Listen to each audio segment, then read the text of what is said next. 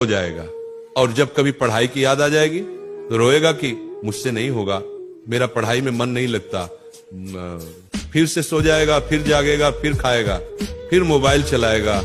बच्चा कहता मेरा समय खराब है। अरे समय खराब नहीं होता, जीवन शैली खराब होती है। कल जब तुम्हारा ही साथी तुमसे आगे निकल जाएगा, जब वो अपने सपने पूरे कर रहा होगा और तुम सड़कों पर धक्के खा रहे होंगे, तब तुम फिर रोओगे और बहाने बनाओगे। मेरी तो किस्मत ही खराब थी।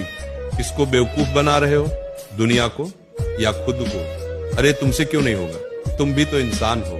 तुम्हारी भी दो आंखें हैं, दो हाथ हैं, एक दिमाग है।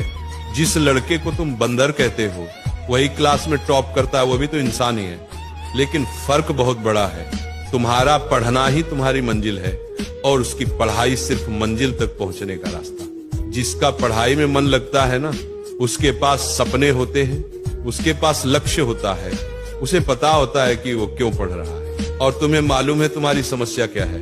तुम्हें मंजिल का पता ही नहीं है, इसलिए पढ़ाई बोझ लगती है। याद रखना, पढ़ाई मंजिल नहीं है, मंजिल तक जाने का रास्ता है।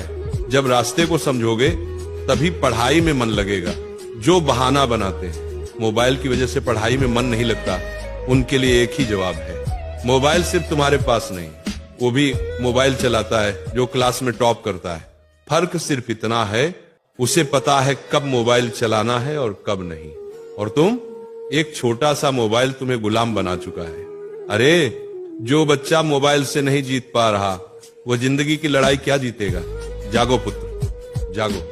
और अगर इन सब बातों को सुनकर भी तुम्हारा अंदर की आत्मा नहीं जागा, तो आज के बाद कभी कोई मोटिवेशनल सुनना मत हो। क्योंकि जिसे बात समझनी होती है उसे 2 मिनट भी पर्याप्त है, और जिसे समझना ही नहीं है उसे 2 घंटे भी कम पड़ जाते हैं। याद रखना पुत्र, तुम्हारी लड़ाई किसी और से नहीं है, तुम्हारी लड़ाई तुम खुद से हो। दुनिया क्या सोचती है, लोग क्या कहते हैं, किस्मत कैसी है, इनमें से एक भी चीज तुम्हारी सफलता रोक नहीं सकती।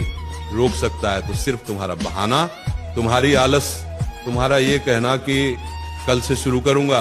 पर सुनो, कल नाम का दिन कभी आता ही नहीं और आज निकल जाता है। आज फैसला कर लो, या तो मोबाइल तुम्हें चलाएगा या तुम मोबाइल को, या तो मन तुम्हें घसीटेगा या तुम मन को साध लोगे।